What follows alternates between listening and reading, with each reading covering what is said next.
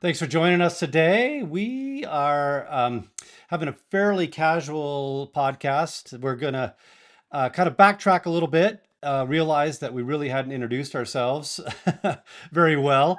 We've got into the topic of real estate over the last couple of years and talked about a number of things during that time, but it just occurred to us that we really didn't kind of give you some visibility into Chase and myself. So we kind of just wanted to keep a casual, conversational based uh, episode to kind of give you some background, some information about Chase and I, what makes us tick, kind of the topics that you see here on the screen as it relates to what you'd be interested in, our time in the Idaho area, our education as it relates to the real estate industry. Of course, time in industry is helpful. Anyway, so we're going to talk about a few things, kind of volley it back and forth, just to get you familiar with who Chase and I are. So hope you enjoy the show. With that, I'll bring Chase on. How you doing today, Chase? I'm doing good, Jared. How are you? Good. You ready to get talking about yourself a little bit? Yeah, let's go deep, man. Okay. I know you and I don't do that super well, and maybe that's why we haven't done this episode yet. But I think it's fair to publish something like this so our prospective, clients and friends, hope our future friends, kind of know a little more about us before we even Yeah, meet in person. I like it. So. I like it a lot. Cool. Let's do it. Let me do a couple small housekeeping items here real quick before we jump in. For those of you that I haven't met, my name is Jerod Lee. I'm the associate broker and team lead here at My Home Connection, also known as MHC Realty. Our our sponsor for today is the Perfect Home Buying Process. We've been developing this over now over 20 years, and I'd like to think we've, I don't know about perfected, it's aspirational, but we've built in a lot of tools, resources, things to consider. Some that you always kind of consider, reports and maps and home searches and all that, but we've added in some things that might be maybe a little unconventional but necessary. We'd like to share secrets of the industry so you have some insight into what's going on. We send out podcasts via email so that you can, get answers to your questions and get up to speed about purchasing or selling. So, but the one thing we'd encourage you to take advantage of is this no obligation consultation, where we just kind of chat about how we can possibly help you with your home selling or buying needs. So, with that, I'll jump into it. But Chase, I think lots of people would prefer to know the basics of how long we've been in Idaho, right? If we're going to help them buy and sell in Idaho, ideally we'd know the area, what to do in the area, maybe what not to do in the area. Not that I can think of a lot of that, but what's your background in Idaho? We call you a native, but I know there's some nuance to it. Yeah, I mean, this is the only place I've ever known, right? So I was actually born in Golden, Colorado. Okay. My family opened their first floor covering store there. Shortly after that is when we moved to Idaho. Um, and so this is where I grew up. This is the only place I've known. And went to high school in Kuna, Idaho, and my class was actually the first 13-year club because we were the first year of kindergarten in Kuna. Really? So Okay. yeah, Interesting so I've fact. been I here didn't a even know long. that. Yeah, yeah, I've been here a really long time. I've watched it, since the '70s, and so I've watched a lot of Yeah. change, a lot of growth. Where I live, in between Meridian and Kuna now, I actually I bought the acreage next to the acreage that I grew up on. Right, so I grew up on a little Wow. small farm, Yeah. 10 acres, about halfway between Kuna and Meridian now, I Okay. think. Yeah. Yeah. And but back in the day, like Meridian was, that road between Meridian and Kuna was 2 lanes. Yeah. Um, Dirt road, right? No, I'm just yeah, kidding. it wasn't that far, man, for real. Yeah. Wasn't Um, too much before that. It was dirt. yeah, and there was nothing in between those two places. A couple houses here and there. Meridian was one road right through the middle of town. That old road there that cuts through downtown. It was 2 lanes, and that was it. That was Meridian. Yeah. None of the housing, none of the village, none of the the development along Eagle Road. Like there was literally nothing on Eagle. It was all farm Right. ground. Right. So I've seen a lot. I've seen all the growth, and yeah, been here a super long time. So if you've been here your most of your life, what, 30 years? I wish. Yeah, Sorry, man. I super was trying nice. to trying to Yeah, yeah. That's it. compliment. That's That's it. it. That sounds good. So Yeah, I don't want to date you too bad, but pretty close to some half a century. Let's put it that way. okay, there you go. I do hear some natives tell stories of you know, the trucks with the kids and with the guns in the rear window, and sometimes the kids in the bed or whatever. Was that a thing? Oh, absolutely, man. Like CUNA was so small back then. It was all mostly farming community. We all hunted after school. When you came to I always joke about like CUNA, especially, right? There was, everybody had two tapes in their truck, like, cassette tapes, Yeah, right? yeah, Hank Williams Jr. and AC/DC, right? yeah, Like that was pretty much the breath of the music out there. And yeah, then we all had our shotguns in the back window, right? Because we were going to go dove hunting or pheasant yeah, hunting or whatever after school. And even if not, you just never knew. So you always had them with you. The school yeah, didn't care. yeah, There was never any school shootings. There was like, it was it was a great community to grow up in, man. Like I love that little town. yeah, yeah. No, that's so cool to hear that, and obviously, nothing's certain but change. So here we are. But I love to hear that you were in Idaho and got to see all that play out. There's pluses and minuses, right, with growth and change, and so. Oh, I think I lost your audio, bud. Uh-oh. Pause for a moment here. Did it get unplugged? Yeah, I think a microphone went dead. Ah, Wait, yeah, can you? I can hear We'll you just now. have Yeah, maybe your mic died. Yeah, we'll just have to go with computer audio today. Sorry about that. No, you sound good.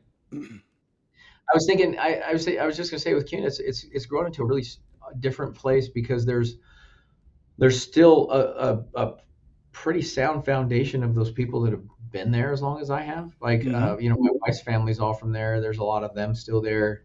There's a lot of the farmers that didn't move. Even if they sold their farms, they're still there, and their offspring, their grandkids and kids, and everybody are still out there. So you see a lot of that still mixed in with the new growth, and so it's some of them can cohabitate and others can't, and Right. you know, it's you watch the town grow and you wish it would grow in a different way in Mm-hmm. some aspects, and some of it's super convenient. So I don't know. It's definitely been an experience. Yeah. When you live in a great place, people find out and they move here, so it's obviously going to change. Yeah, and you and I have known each other for a really long time, but Yeah. and you've been in real estate for a really long time, but I know this isn't the origin for you either. And so, like, what's that? What did that look like for you? Yeah, we moved out here in '94, my family and I. So I've been here, over 30 years now. And then my dad was Navy before that. Well, no, I'm sorry. Before that was college down in Phoenix. And then before that was Navy. So we moved every 3 years. So I've seen, a lot of countryside both here in the US and Did you graduate from what, college in Arizona? 91. 91. Yeah. And so, yeah, I think it's awesome that you actually graduated from college in Arizona. From what I hear, it's a lot of times it's way too fun that a lot of people don't graduate. So, Yeah, it was definitely an interesting place to go to college, for yeah. sure. Yeah, I went to high school up in kind of Seattle, West Seattle area, and then went down to there. So I went weather-wise was one extreme to another, and it was across the Puget Sound, so it was kind of a smaller town and everything. So weather change, population density, all that. And anyway, I'm sharing that for a reason because I've lived in a lot of different places. I've seen all kinds of demographics and weather and Yeah. food and culture and all that, and all to say I love Boise by Hmm. far the most because it's got Yeah. the best combination kind of all that. I raised my kids here in that 30 years. They're all adulting, doing their own thing with their kids. Well, the older two anyway. Yeah. So yeah, I'd like to think I could pull from a lot of that. I lived in the Meridian area, the Boise area. I'm currently in the Eagle area. Got kind of a diverse view of the valley as well. Yeah. Yeah. No, and all of it's changed, right? Wait, I talked a lot about CUNA, but my our the original carpet store that we opened was in downtown Boise. There was and it's been torn down, but we took over an old Chrysler Jeep dealership building, Oh, cool. and which was a fun place to play as a little kid, by the way. I But bet. there was nothing there, right? Like what from everybody was like, why'd you guys move out in the middle of nowhere? Because our house was in between Meridian and Cuna, and our Yeah. business was downtown. Yeah. Now downtown is right next to my house, and so You're right. so Meridian's changed, and Cuna's growing, Yeah. and I think Boise blows me away more than anything with the size and Yep. scope of the building that's going on down I there. would It's have just never incredible. imagined it. But I will say, and this is one of the things that I think we can be really proud of, is that the downtown atmosphere is like no other place that Yeah, I've, true. that in the summer on 8th Street, Yeah. right? Like people walking their dogs, riding their bikes, sitting on the patios for dinner. Like it still feels like downtown Boise 25 years ago. Yeah. Yeah. People are super friendly. They'll wave at you. They'll, actually, let you drive, take your turn and not, flip you off or, you know, yeah, people that come into the area are kind of shocked about, And I think that's the two things that I hear the most from. I've got a lot of friends that have moved from other states, California and Arizona and Texas and all of that stuff. And the two things that I hear the most are friendly and clean. yep. Yeah. Yeah. I've literally had people ask me, take me to the dirty parts of town. And I'm like, I don't know what to tell you. We don't have any. I mean, it's all relative, but certainly not what we see in the big cities.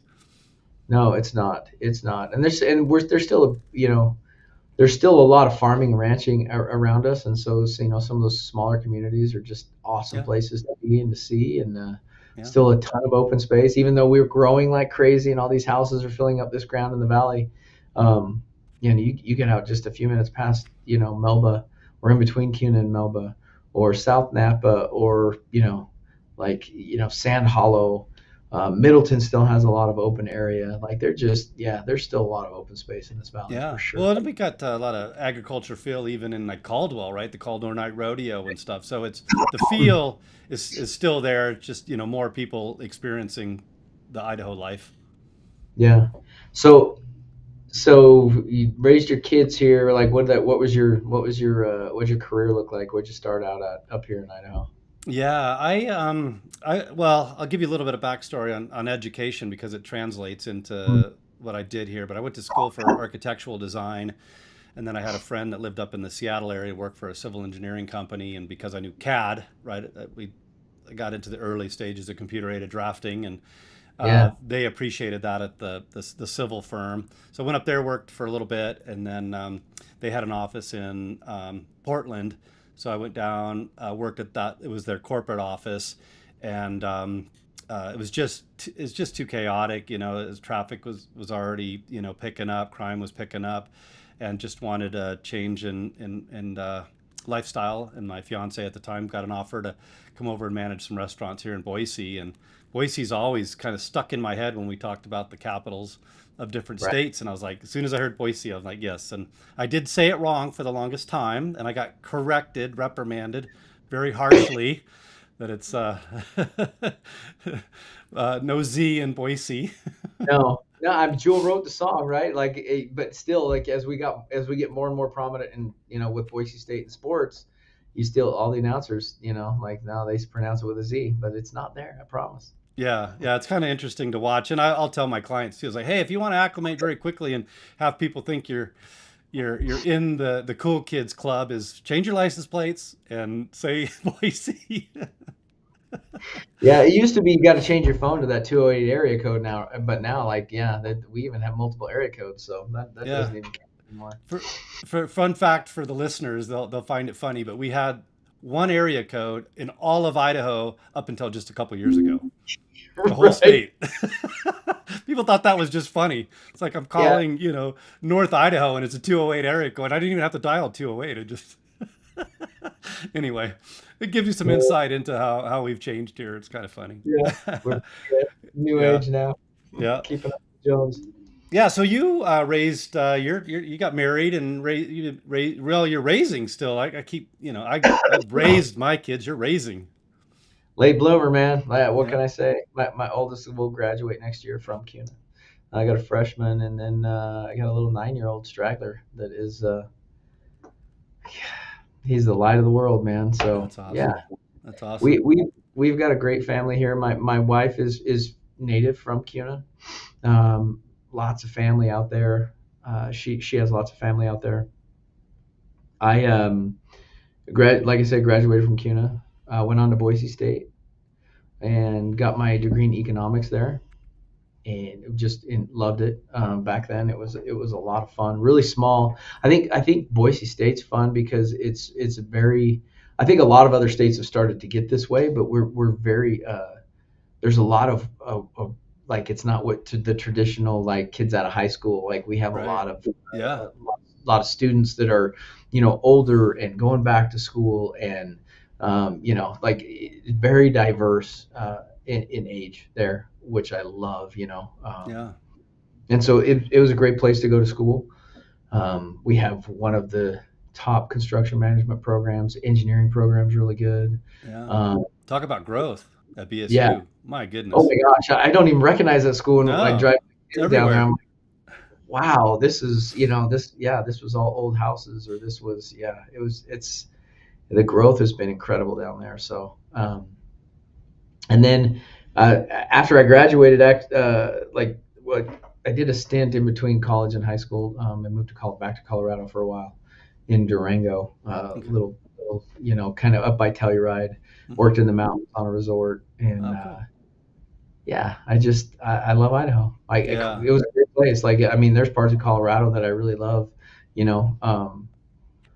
But yeah, I'm just drawn to this place, and so Everything's pretty. it yeah. I mean, my parents when they retired, they moved to Montana, and so they spent 8 or 9 years there before passing, and I loved it. It's Montana's a great place, but I still don't see me like moving. Like as much as I'm a small town guy and I could see me moving back to a small town, I don't know that I'd ever leave the state. Like it just seems like the best of everything. Yeah, and it is. I mean, you being here the whole time, you can really appreciate it because you were so immersed in it. And I have some insight having been other places. And when I help people relocate here, and I hear about natural disasters or pests or crime or traffic, I just kind of chuckle Yeah. because the weather here we got all. Well, I say we've got all four seasons and none of them too extreme,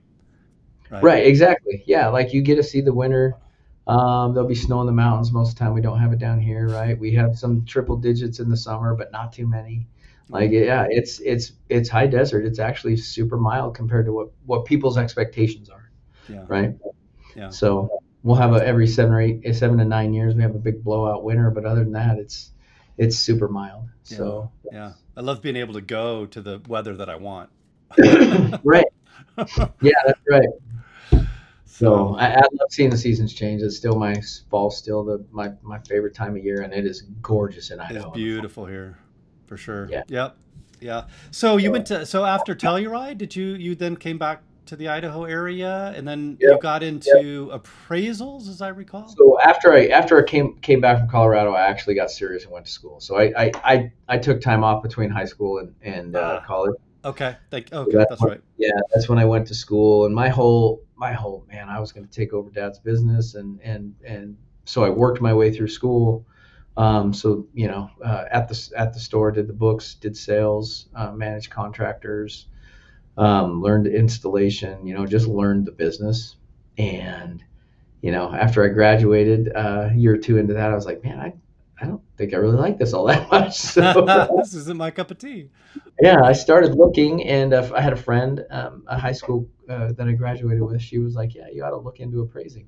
Hmm. Had two friends actually Okay. that said, "Hey, yeah, these guys make really good money." I'm like, "Okay, cool," because I didn't have a clue of what I was interested in or what I wanted to Right, do. right. But you're like, hey, here's an And, idea. Let me check it out. yeah, and just randomly called this guy. that my friend that was an agent had given me his number. I heard he's looking. You should call him. I was like, okay. So I called him, and gosh, great man. I don't want to take up all the time, but like um, my first experience, he's like, okay, yeah, I'm super busy. Like, let's do a working interview and come and see what it's about, and then decide. And so we go out, and it's in Caldwell. And back during that time, there's a lot of foreclosure, like REO type properties, right? And so this appraisal was for an REO property. And so he was like, hey, like we'll go out here, and since nobody's there, I can show you what happens and what we do, and then you can decide. And so we got out there, and his lockbox didn't work. And I'm a floor covering guy, right? Like I get out to a job site, a lot of times they're new construction homes, and I need to be able to get in whether, I can or not. And so Yeah. I learned to use my credit card to get into, into the houses. And so like, well, I can get in there for you. He's like, okay, cool. So we opened it up after measuring the outside. We spent like 30 minutes on the outside and then went inside, took the pictures, did everything we were supposed to do. And as we're walking out, I'm behind him. And he takes one step out of the house and he freezes. And I hear this voice, sir, put your hands up, please. Oh no. So I hear it like coming. literally shotgun in the face. Police come in from behind us from both sides, guns drawn, like, and so it was, foreclosure property that, they'd had problems with the, people breaking into it and stuff Oh like that. So the no. neighbors saw us and called. Yeah, And yeah. so, yeah, that was my first experience as an appraiser with shotgun in my face. Love it. Love it. Yeah. So you spent a good chunk of a decade in appraising, right? So Yeah, through the early 2000s, through the recession, I think I closed. I worked for that guy for years and years, most of my career, and then I did 2 or 3 years there at the end as my own business, trying to survive after '08. Right. mhm. I think I finally closed my business in 12. Okay. Yeah, I tried to power through the 0809 meltdown as best I could because I started in '05 and it was kind of a rocket ship, right? Everybody was moving to the area and then, we went from, this to this. It seemed like overnight. Yeah. So it was pretty traumatic for sure. Yeah, it was, and I had a brand new kid, wife at Oh, home, yeah, yeah, and so we had to figure some other things out to make it work. And I really love that industry. Appraising's a fun job. You get to see a lot. I got to apply my economics, and research to that, and then after that, I bounced around for a year or two with sales jobs, trying to stick. And ultimately I was I left when I closed my appraisal company. I took a job selling janitorial services for 1,200 a month plus commissions. wow, ouch. Yeah, yeah, It's yeah. to support my family. Yeah, so It's a we little went down. humbling. Man, you go, you're making really good money, and then but you learn from that. Like I know Yeah, that no matter what, I can always survive at this point, right? Because we yeah, did it. And yeah. so Builds character. yeah, yeah. Within a year, year and a half, year and a half. I was general manager of that franchise, and then I took a floor covering sales job that put me on the road traveling for about a year. Old Yeah, that school won't. Yeah, stuff, and then yeah, they got bought out by a bigger company that was like, hey, yeah, we don't need you. So yeah. Make too much money. We got to keep some of this. yeah, yeah. So my buddy Nate was like, hey, it's time. It's time. Like we've talked about this a number of times. It's time Nate brought you you come into through. the Yeah. mortgage industry, and here you are.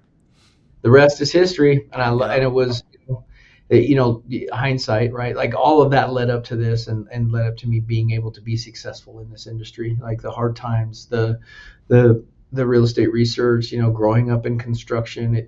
You don't know it on the way, but it really is the perfect fit for me. yeah, yeah, yeah. It's interesting when you kind of just get into that flow job. It's kind of how you're designed. It's how you think. It's what you're passionate about, and it doesn't. It's cliche, right? It doesn't feel like a job, but when you're helping people doing these things, it doesn't really feel like a job. I literally just opened a house for some clients that were relocating into the area, and they're asking me how it's going, and I was sharing, and that's kind of what I said after telling them, I just don't feel like I have a job, which is kind of nice. Yeah, yeah. I don't know, man. I think mine still feels like a job all the time. Yeah, But I do like I love what I do, but what we do is hard, and there's a lot of pressure because it's a massive purchase for people, right? And so for yeah, me, it's and a lot of that I just put on myself. But I don't know anything else that would be this rewarding. yeah, You know what yeah. I mean? And so I guess it's the it, lens on what a job is. So that makes sense as you're describing. Okay, yeah, there is the grind, there is the work. I yeah. spent enough time in corporate America that I just, when I hear job, I think that, all the, Right, yeah, where you don't have any control of your schedule, you don't have like there's not an altruistic big picture of reward that you get from most 9 to 5s, right? Yeah, yeah, absolutely. yeah, yeah. And you've spent a lot of time as an entrepreneur, so your definition of job is, you know, clearly different. Yeah, So I mean, good for you. yeah. So Um, so your corporate. I know that's you were just coming out of that when we met, however many years ago that was now, like 7, 8, 9 years, something like that. 7. yeah, kind of. So after the 08, 09 meltdown, I did have to lick my wounds a little bit and double duty in the job market Yeah, and real estate. So yeah, after I got back, uh, after I left the company in Portland for the civil engineering company, I came out here and worked interestingly for a mechanical engineering company. Again, back to CAD, kind of knowing computers, and yeah, um, it was kind of IT, information technology adjacent. I wasn't an IT guy, but I just, the CAD systems. I had to maintain the computers, install, and then a gentleman that I worked with there, we jumped out and started our own business, and we sold the software, we implemented the software, I trained on the software, we consulted on the software, so we did that for quite a few years. But kind of like you said, I was traveling a lot, and I had kids at home, and it just didn't make sense. Bought a home here in Eagle, and the agents that helped us, it was a couple, helped us buy the house, and they said, hey, you have an architectural design degree.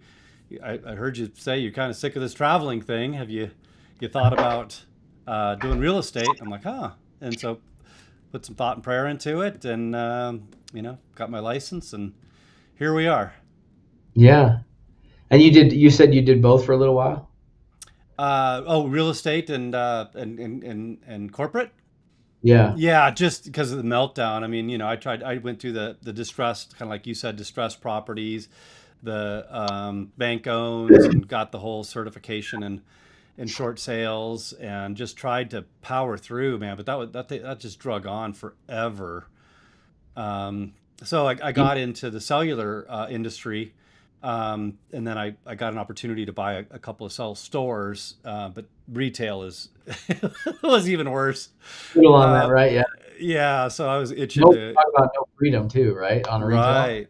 Yeah, retail in general, is rough. Cellular retail, not only is it tough, but it was changing, and so I was always kind of looking for that. Always kept my license, kept going, and just shifted in as soon as I could do it, and keep the wolves off financially. Yeah. I mean, you think about that though. Like, look at perspective, right? Like those years. Think about how much money you help people make, right? Yeah. Like the short sale, the foreclosures, buying back then. Yep. The market was so bad that like those people that held on and made it through that and bought during that period, man, they like the appreciation that they experienced was just incredible. Yeah, yeah, and that's probably in large part why I'm so. I mean, I could be anti real estate because we went through the meltdown, and like everybody got financially decimated. Most people lost their homes. Of course, the whole mortgage industry just got all kinds of blame, and for the economy just falling apart. Um, but so I could have kind of a different perspective on real estate, but I did see the people that held on to their homes, that did the right thing, did the right things, held on to their homes, powered through, and man, they just realized massive growth and equity and built financial, pun intended, foundations, for them going forward. They saw this appreciation, and in these 20 years, because I just went over as a licensed agent last year. Um, so I've seen a lot, you and I both, right? Including COVID. But um, yeah, I just, over those 20 years, it's been far more positive than it's been negative. I mean, certainly there's been lumps and bumps, but you just, you just get set up like this, right? This is the horse we beat to death, all the time, is just get Yeah. prepared as soon as you can. Make, buy the house, and we're going to make sure you can afford it, and then be in a position to hold on to it for however long you need to, and your financial position will be much better. Right. Like a 401k, long term, right? Real Hmm. estate, it's not one of those things that you look at every day, right? Like you buy it, you do it, makes your life better in most cases, gives you a place to raise your family. Um, and then it builds wealth for you while it's sitting there, right? You Yeah, take a little bit of care of it and it'll take really good care of you. yeah, yeah. You, you, you though, you have, I mean, you talk about the corporate world and something else that I think Idaho is getting more and more known for. Back in the day, it was just AP and HP and Micron, right? Like so, Hmm. it wasn't.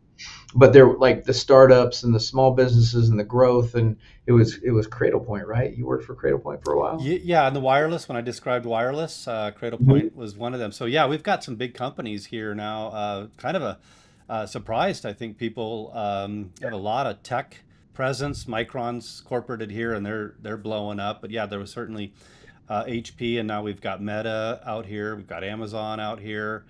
Um, That big payroll company that started here and got bought out. I'm sorry, say again. That big payroll company that started here and got Oh, bought out. yeah, Uh, Intuit was into it, founded yeah, here. Yeah, they got bought by yeah, QuickBooks. Yeah, yeah, we have a yeah, large, just a huge focus on entrepreneurship here. We got a lot of business owners. yeah. Love it, Now that's love kind of it. your Yeah. focus, right? I mean, I want to get into business focus, so that's a good segue. You help a lot of self-employed because that's a, a, a more niche. Am I describing the right side of lending? It is. It's interesting. This last shift in the market has changed everything, right? I, I used to be super unique in the way that I did my business. I feel Mm-hmm. like, um, because for the entirety of my business, just because of Nate, my friend and branch manager here, um, and who his clientele were. I grew into this business, figuring out how to do self-employed, figuring out how to do bank statement and DSCR and all of these types of difficult loans and solving problems. Just because that was his business, Yeah. and he always trains us like hey, you need to be able to solve problems. Well, this last shift, right, has really the non-QM lending has really become Qualified a very mortgages. non-qualified mortgages, right? Meaning not conventional, not USDA, not FHA, not the Little out of the normal. box from Yeah, Govy loans. Yeah. right. So I've done those my entire career. Well, everybody's starting to do those now, right? Mm-hmm. So I would say that I have way more experience than most in that arena. Mm-hmm. Um, Worked with a lot of self-employed borrowers, a lot of investors. I'm an investor myself. Mm-hmm. Um, and so it's that I would say that's a really strong area of my business. There's the two areas, right? Like um,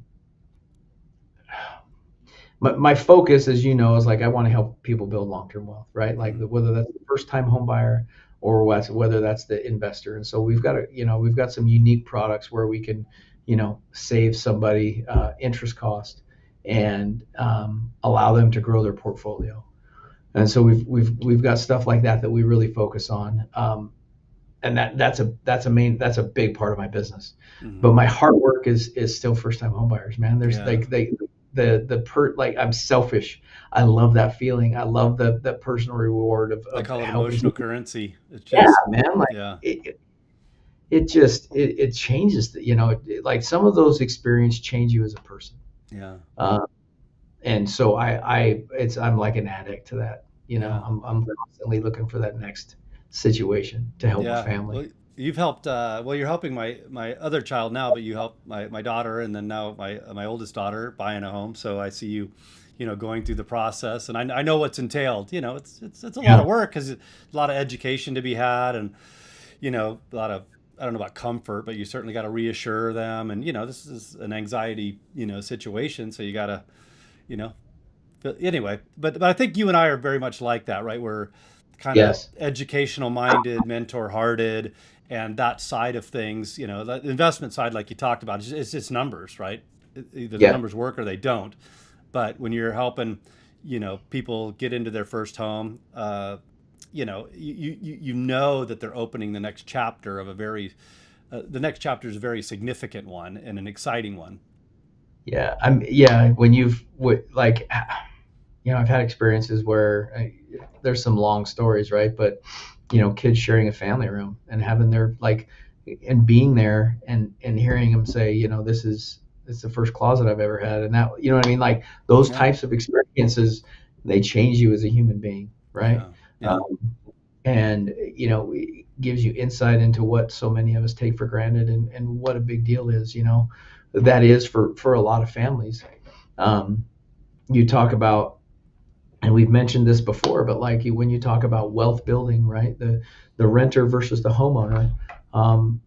Like a renter is under 10,000 in this country, of the amount worth, of net worth. worth Yeah. that they have, right? And so that's a huge change, and for some people that's it. That's the biggest area that they can grow wealth, Yeah. right? Versus contrasting that with the average homeowner is like what, 410 ish, 415, somewhere around there. Yeah, So I yeah. think it was just under 400,000 the last time I checked. Yeah. Oh, okay. So yeah, I mean, life changing stuff is that's where that emotional currency comes from, right? Because what the direction they're heading in. It's easy to get excited about helping them to do that, because Yeah. as they're making that house payment, that principal's going down and likelihood is equity's going up, and Yeah. you just know they're not going to get blasted by the landlord with some obnoxious increase in rent, and they don't have to worry about things as obnoxious as, can I hang pictures on the wall or have a dog or whatever. Right. Anyway, yeah, Well, and ultimately, with that, like I think, I know you and I are in the same headspace. Like both faithful Christians, and He put us here to serve. So you have to, it's yeah, if you take care of people, they'll take care of you, right? yeah, Like, and so you're here to serve and do the best you can for your community and for those around you, and yeah, I feel like we're not, I don't want to brag, but at all, because it's not by us, it's by Him. But like that's a main focus in our business. Like yeah, we want to first, and that's always top of mind. yeah. Well, I love that. We're coming up on the 40-minute mark, and I'm the guy that kind of track the time, but that I usually don't do very well at. So, but yeah, I would say that's a great kind of way to button it up. Unless Chase, there's something you want to add, but as far as our business goes, that's really where we're at. Is a servant's heart. We want to serve you in the process of buying or selling a home. We treat it as if it was our own personal, purchase or sale, or a close family member, and we're not going to spend money that we wouldn't otherwise spend. We're not going to put somebody in a position we wouldn't want to be in. So if that's what it boils down to, is if you had to say one thing about our business, I think both you and I would say we just want to serve people in the real estate business. Like, this is our career, and this is how we serve people in our professional life. Yep.